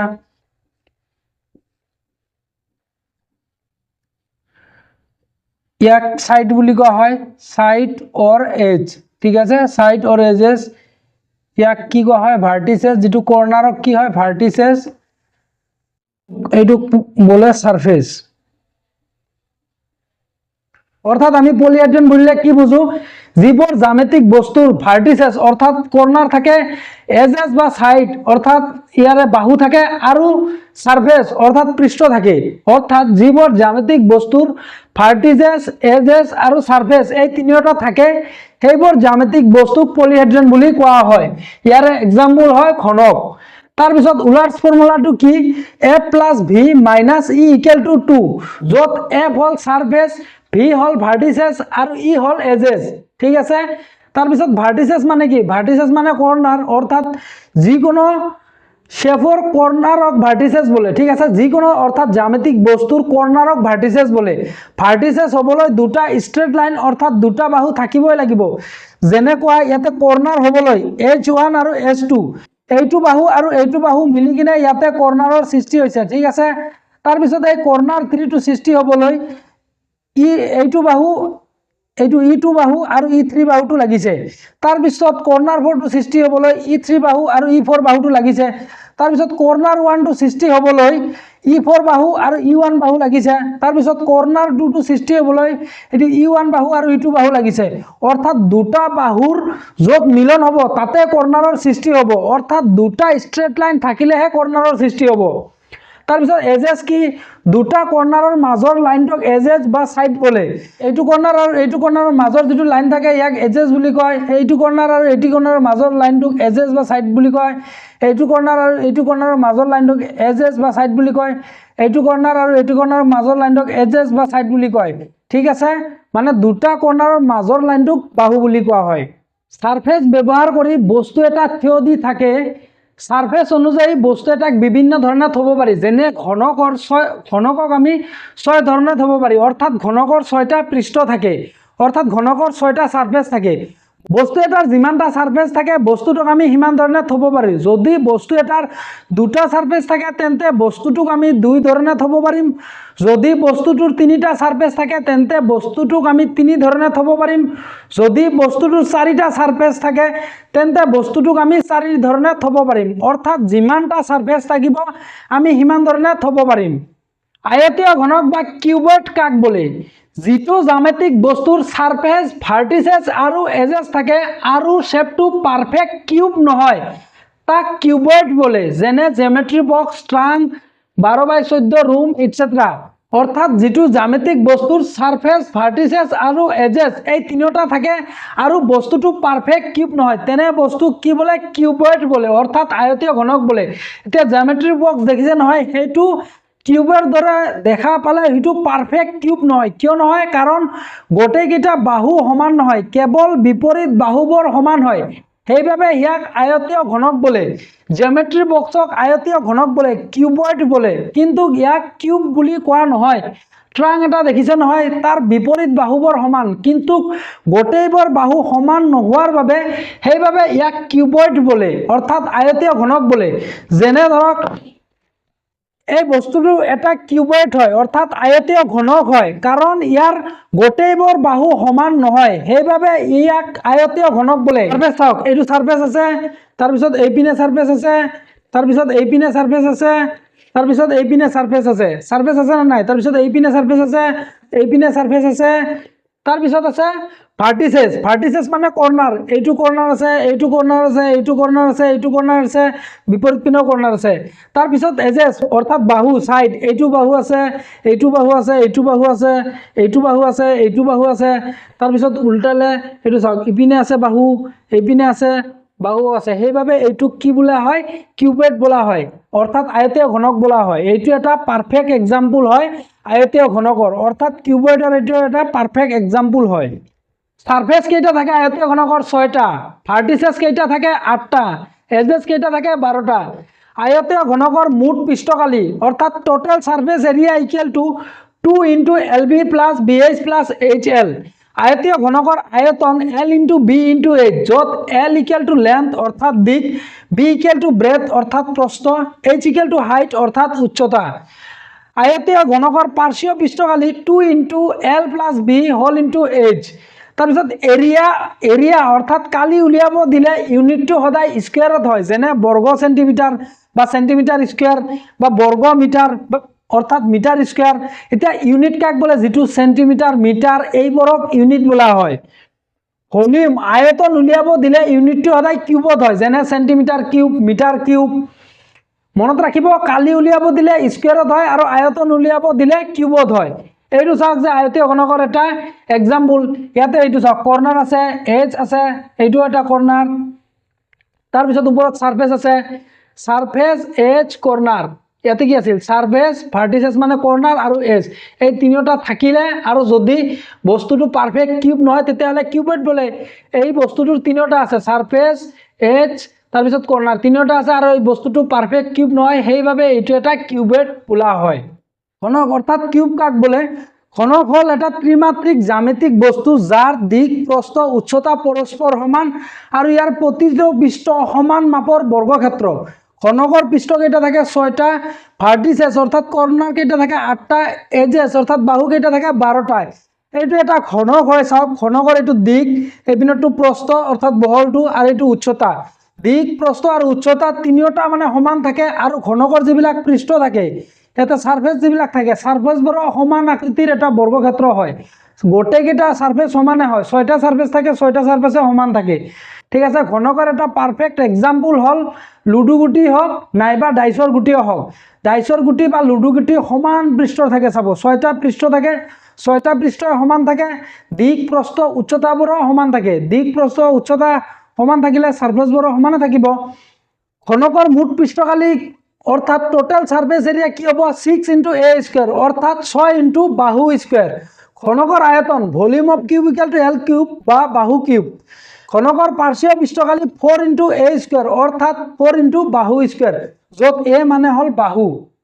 চুঙা বা বেলন বা সিলিন্ডার কাক বলে? জ্যামিতিক চুঙা বা বেলন হল এটা বিশেষ ত্রিমাত্রিক ঘনবস্তু যার উপৰৰ আৰু তলৰ অংশ দুটা একে সমান বৃত্তাকাৰ আৰু মাজৰ অংশটো সমানভাৱে গোলাকাৰ বা বক্ৰ পৃষ্ঠ বিশিষ্ট, যেনে গেছৰ সিলিন্ডাৰ, কালভাৰৰ চুঙা, কাঁচৰ গ্লাস ইটসেট্ৰা।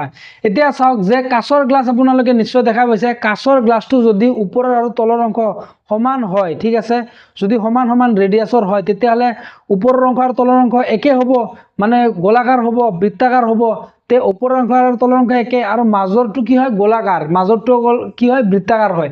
আৰু কালভাৰৰ চুঙাবোৰ নিশ্চয় দেখিছে যে ওপৰৰ যিটো দুফাল থাকে, ওপৰৰ আৰু তলৰ দুফাল যিটো মানে প্ৰৱেশ কৰিব পাৰি, বস্তু প্ৰৱেশ কৰে, পানী চানী যে প্ৰৱেশ কৰে, ওপৰৰ আৰু তলৰ ভাগ কি হয়? বৃত্তাকাৰ হয়, তে সমান হয়।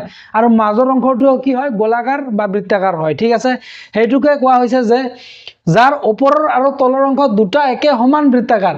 ইয়াতেও চাওক, এইটো এটা আমি চুঙা লৈছো যে ওপৰৰ আৰু তলৰ অংশ সমান বৃত্তাকাৰ। ঠিক আছে, সেই বৃত্তাকাৰ যিটো সাৰ্কেলটো আছে সেইটো মানে সমান হয়, সমান বৃত্তাকাৰ, আৰু মাজৰ অংশটো সমানভাৱে গোলাকাৰ। এই যিটো মাজৰ অংশটো আছে সেইটো সমানভাৱে গোলাকাৰ হয়, যেনে এটা গিলাচৰ মাজৰ অংশটো কি হয়? সমানভাৱে গোলাকাৰ হয়। কাঁচৰ গ্লাছৰ ক্ষেত্ৰত এনে গিলাচো আছে যিবোৰ নেকি সমানভাৱে গোলাকাৰ হয়, সেইটোৰ কথা কৈছো। বা সিলিন্ডাৰৰ ক্ষেত্ৰত ঘৰুৱা সিলিন্ডাৰবোৰ যে আছে মাজত কি হয়? সমানভাৱে গোলাকাৰ হয়, সেইটোৰ কথাই কোৱা হৈছে। সমানভাৱে গোলাকাৰ, বক্ৰ পৃষ্ঠ বিশিষ্ট। বক্ৰ পৃষ্ঠ বিশিষ্ট মানে কি? বক্ৰ মানে চিধা নাযায়, যিটো ধৰক বেকা লাইনবোৰ থাকে সেইবোৰ হল বক্ৰ লাইন, এইটো হল ষ্ট্ৰেট লাইন, এইটো চিধা গ'লে ষ্ট্ৰেট লাইন, কিন্তু কেনেকৈ গ'লে এইবোৰ কি হয়? বক্ৰ লাইন। সেইভাবে বক্ৰ পৃষ্ঠ বিশিষ্ট মানে ষ্ট্ৰেট পৃষ্ঠ নহয়, যেনেকুৱা ধৰক যে এই ডাস্টাৰৰ এইটো ষ্ট্ৰেট পৃষ্ঠ আছে, কিন্তু চুঙাৰ ষ্ট্ৰেট পৃষ্ঠ নাই, মানে একদম চিধা পৃষ্ঠ নাই, সেইটো বক্ৰ পৃষ্ঠ। ঠিক আছে, মানে বেকা পৃষ্ঠ থাকে। ইয়াতে চাওক, দুটা ইয়াতে ওপৰৰ আৰু তলৰ অংশ দুটা সমান হয়, যিটো ওপৰৰ অংশ আৰু তলৰ অংশ সমান বৃত্তাকাৰ হয়, মাজৰটো কি হয় গোলাকাৰ আৰু গোলাকাৰ বা বক্ৰ পৃষ্ঠ বিশিষ্ট, কাৰণ এইটো গোল হয় অৰ্থাৎ বক্ৰ হয়, ঠিক আছে। সেইবাবে ইয়াক বক্ৰ পৃষ্ঠ বিশিষ্ট বুলি কোৱা হয়। চুঙা এটাৰ ভাৰ্টিচেছ অৰ্থাৎ কৰ্নাৰ নাথাকে, কিন্তু ইয়াৰ এজ কেইটা থাকে, দুটা থাকে। এই গোটেই গোলাকাৰটোক এটা এজ বোলে আৰু তলৰ গোলাকাৰটোকো এজ বোলে। তেতিয়াহ'লে দুটা এজ থাকে, এই দুটা এজটোক ইয়াতে কাৰ্ভ এজ বা চাৰ্কুলাৰ এজ বুলি কোৱা হয়। কাৰ্ভ এজ মানে বক্ৰ বা চাৰ্কুলাৰ মানে গোলাকাৰ এজ, ঠিক আছে। ইয়াতে বক্ৰ এজহে থাকে, ঠিক আছে, কাৰ্ভ এজ বা চাৰ্কুলাৰ এজহে থাকে। চুঙাৰ মুঠ পৃষ্ঠকালি টোটেল সাৰফেস এৰিয়া, চুঙাৰ যদি টোটেল সাৰফেস এৰিয়া উলিয়াব লাগে তেতিয়াহ'লে এইটো যিটো সাৰ্কুলাৰ এৰিয়া আছে, এইটো যিটো সাৰ্কুলাৰ এৰিয়া আছে এইটোৰ আমি জানিব লাগিব, এইটো সাৰ্কুলাৰ এৰিয়া জানিব লাগিব, তেতিয়াহ'লে মাজৰখিনিৰো জানিব লাগিব। গতিকে এইটো বৃত্ত হয়, ইয়াৰে এইটো বৃত্তাকাৰ হয়, গতিকে এইটোৰ কি হ'ব পাই আৰ স্কয়াৰ। এইটোও বৃত্তাকাৰ হয়, গতিকে এইটোও কি হ'ব পাই আৰ স্কয়াৰ। আৰ এইটোতো গোলাকাৰ হয়, গতিকে টুৱাইছ পাই আৰ। গোলাকাৰ হয় কাৰণে টুৱাইছ পাই আৰ, কিন্তু এইটোতো দীঘল আছে, এইখিনিও টুৱাইছ পাই আৰ, এনেকৈ গৈ থাকিব টুৱাইছ পাই আৰ, মানে এইটো গোটেইখিনিতো গোলাকাৰে হয়, গতিকে টুৱাইছ পাই আৰ। গতিকে কিমানলৈকে আছে হাইটটো লৈ ল'লেই হ'ল, টুৱাইছ পাই আৰৰ লগত এটা এইচ লৈ ল'লেই হ'ল, মানে টুৱাইছ পাই আৰ মানে গোলাকাৰ, তাৰ লগত হাইটটো যোগ কৰি দিলে টুৱাইছ পাই আৰ এইচ। অৰ্থাৎ ইয়াতে চাওক পাই আৰ স্কয়াৰ, দুটা যিটো ওপৰৰ ভাগ আৰু তলৰ ভাগ যিটো বৃত্তাকাৰ অঞ্চল বৃত্তাকাৰ এলেকা আছে, সেই দুটা বৃত্তাকাৰ এলেকাটো লৈছোঁ পাই আৰ স্কয়াৰ, দুটা বৃত্তাকাৰ আমি যিটো গোল হয় ওপৰৰ আৰু তলৰ অংশৰ সেইটো বৃত্তাকাৰ পথৰ আমি পাই আৰ স্কয়াৰ লৈছোঁ। তাৰপিছত এই মাজৰ যিটো গোলাকাৰ আছে সেইটো টুৱাইছ পাই আৰ, কিন্তু সেইটো দীঘল আছে কাৰণে এইচটো লৈছোঁ টুৱাইছ পাই আৰ এইচ। তে টু পাই আৰ স্কয়াৰ যোগ কৰিলে 2 পাই আৰ স্কয়াৰ, তাৰপিছত 2 পাই আৰ এইচ, তাৰপিছত 2 পাই আৰ ব্ৰেকেটত আৰ প্লাছ এইচ হ'ব। তাৰপিছত চুঙাৰ বক্ৰ পৃষ্ঠকালি curved oblique lateral surface area বুলিলে কি বুঝো 2 পাই আৰ এইচ, অৰ্থাৎ বক্ৰ পৃষ্ঠকালি এইখিনিৰ এৰিয়া যিটো বক্ৰ পৃষ্ঠকালি মানে বাহিৰৰ যিটো পৃষ্ঠকালিটো হয় সেইটো 2 পাই আৰ এইচ। এইটোতো এনে দেখাহে পাইছে, এইটো এই বস্তুটো বেলেগ কৰি দেখা পাইছে, কিন্তু ইয়াতে ডাইৰেক্ট যেতিয়া আমাৰ কালভাৰৰ পুলটো হয় সেইটো চালে গম পাব যে বাহিৰৰ পৃষ্ঠকালি আমি উলিয়াব পাৰোঁ। এইটোতো গোল হয় কাৰণ এইটোতো গোলৰ ভিতৰতে থাকে, গতিকে বাহিৰৰ অংশটো এইখিনিয়ে হয় 2 পাই আৰ এইচ। তাৰপিছত চুঙাৰ আয়তন কি হ'ব পাই আৰ স্কয়াৰ এইচ। শংকু অৰ্থাৎ কণ কাক বোলে যিটো জ্যামিতিক বস্তুৰ তলখন ঘূৰণীয়া আৰু ওপৰ ফালে ক্ৰমান্বয়ে গৈ এটা মাত্ৰ বিন্দুত বা শীৰ্ষত জোঙা হয় তাকে শংকু বোলে। এতিয়া চাওক এইটো এটা শংকুৰ উদাহৰণ, তলখন কি ঘূৰণীয়া হয়, একদম বৃত্তাকাৰ হয়, একদম গোল হয়, আৰু ওপৰ পিনে গৈ ক্ৰমান্বয়ে মানে লাহে লাহে ওপৰ পিনে গৈ এইটো এটা বিন্দুত শেষ হৈ গৈছে, ঠিক আছে। ইয়াতে ওপৰ পিনে গৈ এটা বিন্দুত জোঙা হৈ গৈছে, অৰ্থাৎ এই ইয়াতে মানে এণ্ড পইণ্ট আৰু ইয়াতে বস্তুটো কি হৈছে জোঙা হৈছে। শংকুৰ কি হয় তলখন ঘূৰণীয়া আৰু ই শংকুটো লাহে লাহে ওপৰ পিনে গৈ এটা বিন্দুত জোঙা হয়, তাকে মানে শংকু বোলে। ইয়াতে হ'ল ৰেডিয়াছ আৰু এইটো সিধা যিটো আছে এইটো হ'ল হাইট, এইটো ভাৰ্টিকেল হাইট, তাৰপিছত যিটো আছে হেলনীয়া এলটো হ'ল হেলনীয়া উচ্চতা। এইটো কি হেলনীয়া উচ্চতা, এইটোতো সিধা উচ্চতা নহয়, ভাৰ্টিকেল হাইট নহয়, এইটো হেলনীয়া উচ্চতা। এইটো লেটাৰেল সাৰফেস অৰ্থাৎ ঘূৰণীয়া পৃষ্ঠ বোলে। যেনেকুৱা শংকুৰ এটা উদাহৰণ কি হয় আইচক্ৰীম খোৱা কাপ, জন্মদিনৰ টুপি, সেইবোৰ কি হয় এনেকুৱা ৰাউণ্ড হয়, সাৰফেসটো কি হয় ৰাউণ্ড হয়, বাহিৰৰ সাৰফেসটো কি হয় ৰাউণ্ড হয়, অৰ্থাৎ ইয়াতে ঘূৰণীয়া পৃষ্ঠ বোলে। ঘূৰণীয়া পৃষ্ঠ এইকাৰণে কয় কাৰণ এইটো ঘূৰণীয়া হয়, বৃত্তাকাৰ হয়, ঘূৰণীয়া হয়, সেইকাৰণে ইয়াক ঘূৰণীয়া সাৰফেস বুলি কোৱা হয়। আৰু তলৰ যিটো আছে সেইটো বেস সাৰফেস অৰ্থাৎ সমতল পৃষ্ঠ, কাৰণ কিয় জন্মদিনৰ টুপি এটা কি এনেকৈ বহাই থ'ব পাৰি, এনেকৈ বহাই থ'ব পাৰি নে নাই, যিটো পিনে বহাই থ'ব পাৰি সেইটোক মানে সমতল পৃষ্ঠ, যিটো অৰ্থাৎ বৃত্তাকাৰ যিটো তল পিনটো আছে, তল পিনটো কি হয় বৃত্তাকাৰ হয়, গোল হয়, সেই গোল পিনটো ডাইৰেক্ট বহাই থ'ব পাৰি সেইটোক সমতল পৃষ্ঠ বোলে। আৰু এইটো যিটো লেটাৰেল সাৰফেস আছে সেইটো মানে বাগৰাই থ'ব পাৰি, যেনে জন্মদিনৰ টুপি এটা এনেকৈ আপুনি বাগৰাই শুৱাই থ'ব পাৰি সেইটোক লেটাৰেল সাৰফেস বোলে।